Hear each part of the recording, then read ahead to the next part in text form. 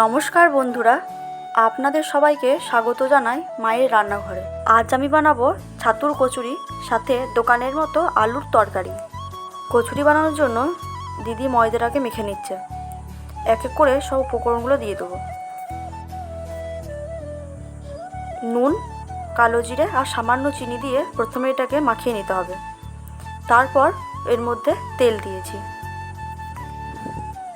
এবার একটু একটু জল দিয়ে দিয়ে এটাকে মেখে নিতে হবে। দিদি খুব সুন্দর কচুরি বানায়, তাই দিদিকে বললাম কচুরি বানাতে। আমারও শেখা হবে আর আপনাদের সাথে শেয়ার করাও হবে। এইভাবে ভালো করে ময়দাটাকে মেখে নিতে হবে। মাখা হয়ে গেছে, এবার এটাই কিছুক্ষণের জন্য রেস্টে রেখে দেবো। ততক্ষণে আমরা তরকারিটা বানিয়ে নেব। তরকারি বানানোর জন্য আমি আলুটাকে একটু সেদ্ধ করে নিয়েছি। এবার তেলের মধ্যে কালো জিরে আর কাঁচা লঙ্কা ফোড়ন দিয়ে টমেটো কুচিটা দিয়ে দেবো। আর টমেটো দেওয়ার পরে একটু নুন দিয়ে দেবো, তাহলে টমেটোটা তাড়াতাড়ি গলে যাবে। এবার সেদ্ধ করে রাখা আলুটাকেও দিয়ে দেবো।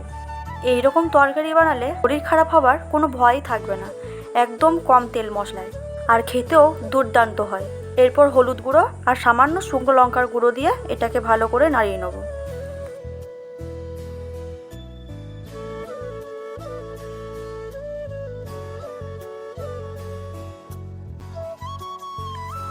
এবার জল দিয়ে একবার ফুটিয়ে নেব, আর নামানোর আগে অল্প ধনেপাতা কুচি দিয়ে দেবো।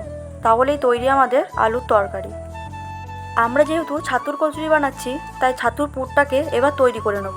ছাতুর মধ্যে নুন, চিনি আর সামান্য সরষের তেল নিয়ে নিয়েছি। এবার এটাকে শুকনোভাবে মাখিয়ে নেব। ময়দাটা থেকে লেচি কেটে নিয়ে বাটির মতো করে নিয়ে এর মধ্যে ছাতুর পুরটাকে ভরে মুখটাকে ভালো করে বন্ধ করতে হবে।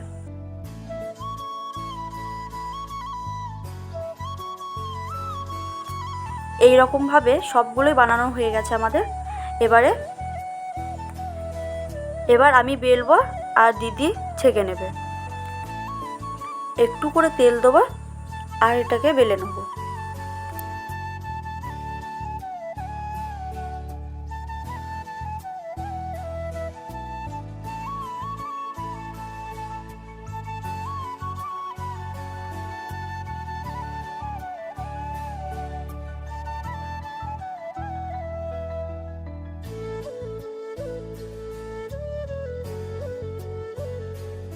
ছেঁকে নিলেই তৈরি আমাদের ছাতুর কচুরি।